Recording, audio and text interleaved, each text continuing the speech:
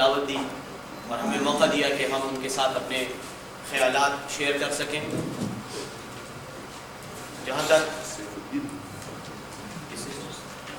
जहाँ तक ताल्लुक़ है ऑल पाकिस्तान मुस्लिम लीग का, तो गिलगित बल्तिस्तान के हमारे साथी यहाँ हमारे साथ मौजूद हैं।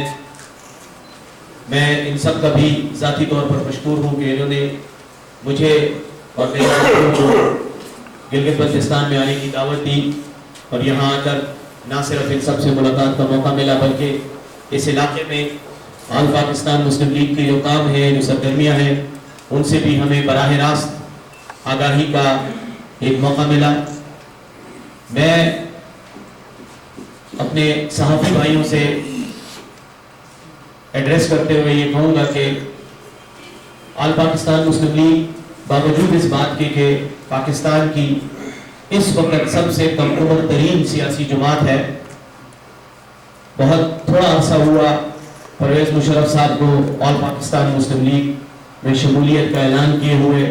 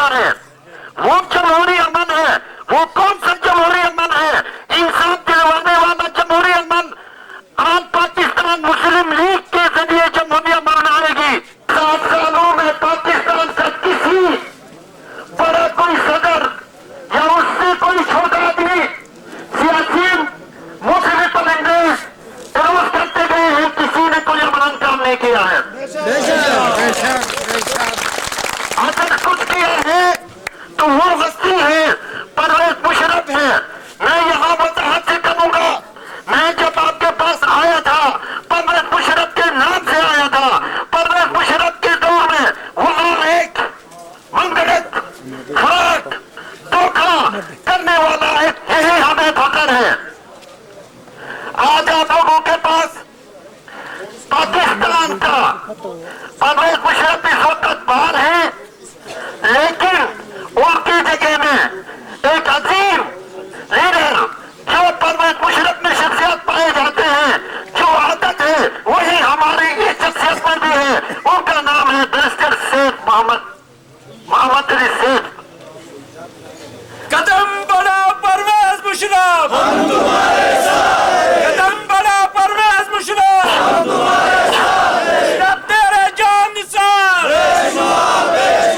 मुशर्रफ तेरे जान निसार, नारे नारे नारे मुशर्रफ।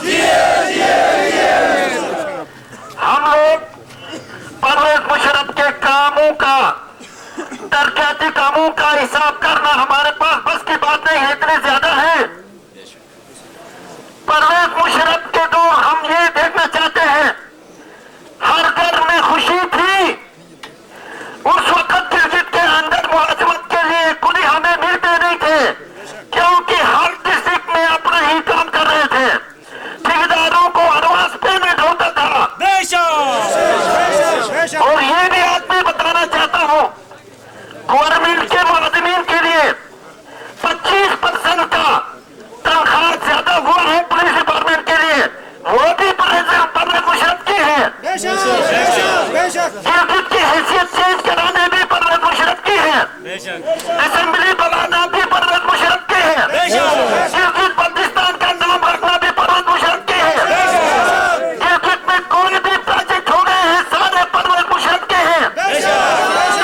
इस दौर हुकूमत का एक टेबल या एक बेंच भी नहीं बना सके, सिर्फ वज़ीर आला आपने घर बनाया है। पाकिस्तान का हर शहरी परेशान है, लेकिन सवाल ये पैदा होता है कि आखिर क्या हो गया।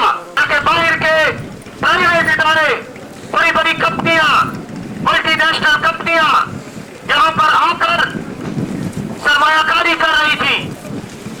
क्या बना आ गई पाकिस्तान पर, क्या अजाब नाज़िल हो गया कि सिर्फ चंद सालों में वही पाकिस्तान जिसकी इकोनॉमी डेवलपिंग कंट्रीज, तरक्की पजीर ममालिक की छुट्टी बड़ी इकोनॉमी बनती जा रही थी, और वो खुद खा जाती है। आज दुनिया में जितने ममालिक खराब है, तरक्की नहीं कर पा रहे, उसकी सबसे बड़ी वजह करप्शन है। और करप्शन के नतीजे में बद इंतजामी की बीमारी फैलती है, जिसको बैड एडमिनिस्ट्रेशन या बैड गवर्नेंस कहते हैं। गवर्नेंस का निजाम पाकिस्तान में फेल हो गया है, इसलिए फेल हो गया है कि करप्ट लोग हुक्मरान हो गए हैं। देखिए, यही खजाना था, यही मुल्क था, यही मैं और आप थे 2007 तक। क्या मुसीबत थी? कुछ भी नहीं था। खजाना इतना था कि परवेज मुशर्रफ साहब खुद लोगों को कहते थे, खुद सूबाई हुकूमतों को कहते थे, बल्दियात के जो नाजिम थे उनको कहा करते थे कि मांगो कितना पैसा चाहिए, और जो जितना मांगता था उतने ही उनको मिल जाते थे। कदम बढ़ा परवेज मुशर्रफ, हम तुम्हारे साथ हैं, कदम बढ़ा परवेज मुशर्रफ, हम तुम्हारे साथ हैं, मुशर्रफ तेरे जान निसार, बेशुमार बेशुमार मुशर्रफ तेरे जान निसार। बेशुमार रहा है, उसको दोबारा सदर बनने की कोई ख्वाहिश नहीं। उसने 9 साल सदारत के मजे लूटे हैं। किसी को उसको ये कोई ख्वाहिश नहीं है कि या वो पाकिस्तान का वजीर आजम बने, या सदर बने, या गवर्नर वजीर आला बने। लेकिन मैं ये समझता हूँ कि हमें उसकी जरूरत है कि हम उसकी क़यादत में पाकिस्तान की आजादी का सफर शुरू करें, पाकिस्तान को हकीकी मानों में आजाद करें। पहले हम अंग्रेज के गुलाम थे, आज हम अपनों के गुलाम हैं। आज हम गोरे अंग्रेजों के गुलाम, ब्राउन अंग्रेजों के गुलाम हैं, जिनको ब्राउन साहब कहते हैं। वो बेशर्मो, परवेज मुशर्रफ ने बच्चों में जो डैम दिए उनके तुम फीते काट रहे हो, उनके साथ तुम तस्वीरें उतार रहे हो और इल्जाम उस पर लगाते हो। 19,000 मेगावाट बिजली की कैपेसिटी पाकिस्तान में मौजूद थी। पाकिस्तान के जनरेशन सिस्टम में बिजली पैदा करने वाला जो निजाम है उसमें 19,000 मेगावाट बिजली पैदा करने की सलाहियत है। 2007 में थी। पाकिस्तान की पूरी जरूरत अगर मुकम्मल बिजली पैदा की जाए तो 14,000 मेगावाट बिजली पैदा हो सकती है। जरूरत थी कौम को। 14,500 मेगावाट कैपेसिटी पर मशीनें चल रही थी, जनरेशन यूनिट चल रहे थे, कोई बिजली का प्रॉब्लम उस वक्त नहीं था।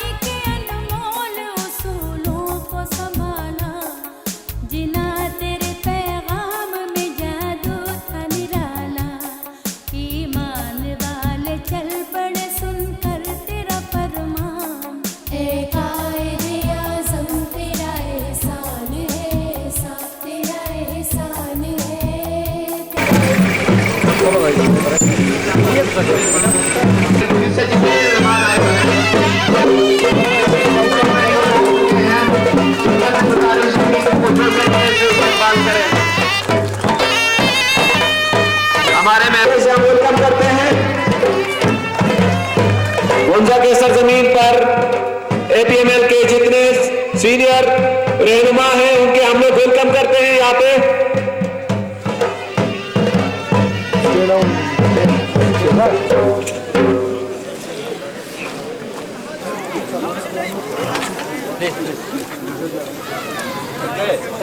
Syukur guzaris bila ke Mamai Malaysia ti sembalat tu mangke. Mi haramo mehman duran और मिलबेर बंदल और उनके साथ जनाबे करीम खान साहब चीफ ऑर्गेनाइजर एपीएमएल गिलगित बल्तिस्तान, उनके साथ ख्याल रखता है, उनको नौकरियों का बंदोबस्त करता है और उनका नफ्स का भी ख्याल रखता है। इसी तरह से सदर परवेज मुशर्रफ ने हमारा ख्याल रखा था। तालीम के लिए उसने यूनिवर्सिटी दिया। क्यों दिया? उसने ये सोचा इनके साथ बहुत जुल्म हो गया है, ये लोग तालीम पढ़ने के लिए पंजाब में दर पदर होते हैं, पीएचडी के लिए इनके पास पैसे नहीं हैं, मैं क्या कर सकूं? उसने कहा कि मैं यूनिवर्सिटी दे दूंगा। यूनिवर्सिटी दिया है, लेकिन इसका परवेज मुशर्रफ के दिए हुए चीजों का फल हमें 10 साल बाद मिलेगा। हर घर में पीएचडी निकलेगा। ये यहाँ के हमारे सेक्रेटरी जो लोग लूट खसूट करने वाले हमारे अपने होंगे तो हमें कभी नहीं करेंगे। हमारे असेंबली की हाल देखो, अनपढ़ों का हाल है। असेंबली के पास कोई पावर नहीं है, रोजाना वजारत तकसीम करते हुए हैं, लोगों को लूट खसूट करते हुए हैं, कोई तरक्याती काम नहीं है, सिर्फ वज़ीर आला का काम हो रहा है। मेरा आप लोगों से गुजारिश है, हम आपके पास आएंगे, हम आपके गुलाम हैं, हम कोई लीडर नहीं हैं, हम सिर्फ ये चाहते हैं कि इंसाफ होना चाहिए। इंसाफ के लिए हमारे पास कोई लीडर नहीं है।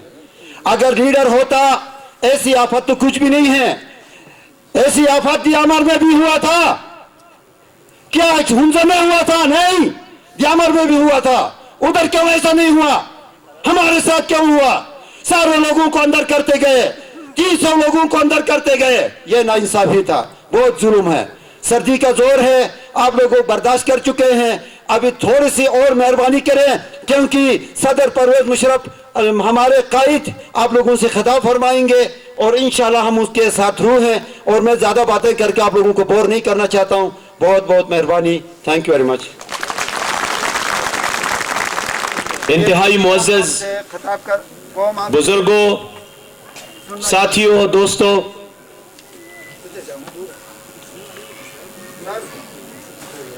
अभी शायद थोड़ी देर में परवेज मुशर्रफ साहब लाइन पे आ जाएं तो वो आपसे खिताब फरमाएंगे। मुझे इस बात का भी अंदाज़ा है कि सर्दी है, बर्फ़ की तरफ से हवाएं भी आ रही हैं और आप लोग काफ़ी देर से हमारी तकरीरें सुन रहे हो। तकरीरें करना बहुत आसान है, तकरीर सुनना बहुत मुश्किल काम होता है और आप इंतहाई मुश्किल से गुजर रहे हो। लेकिन बहरहाल किसी भी अच्छे मकसद के लिए तकलीफ़ बर्दाश्त करना भी सवाब है और एक जिहाद होता है। तो मुझे यकीन है कि इस जिहाद में पाकिस्तान की आज़ादी का जो जिहाद हमने शुरू किया है उसमें आप हमारे साथ हो और जो कुर्बानियाँ हमें देनी हैं, ये तकलीफ़ भी उन्हीं कुर्बानियों का हिस्सा है। मैं सबसे पहले तो आप सबको आज गिलगित बल्तिस्तान के यौम आज़ादी पर मुबारकबाद देना चाहता हूं और मुझे इंतहाई फ़ख्र है कि आज जब गिलगित बल्तिस्तान का यौम आज़ादी मनाया जा रहा है तो मैं भी आप लोगों के दरमियान मौजूद हूं। मुझे आप लोग सब सुन रहे हैं, सब लोग सुन रहे हैं जो सामने बैठे हुए, सर सामने ओके। हाँ, मुझे जनाब ये बैरिस्टर शैफ साहब, करीम खान साहब और तमाम सामने बैठे हुए इतने ज्यादा खवातीन हजरात, अस्सलाम वालेकुम। मैं अमेरिका से बहुत दूर से आप लोगों से खिताब कर रहा हूँ। मुझे इस बात पर फख्र है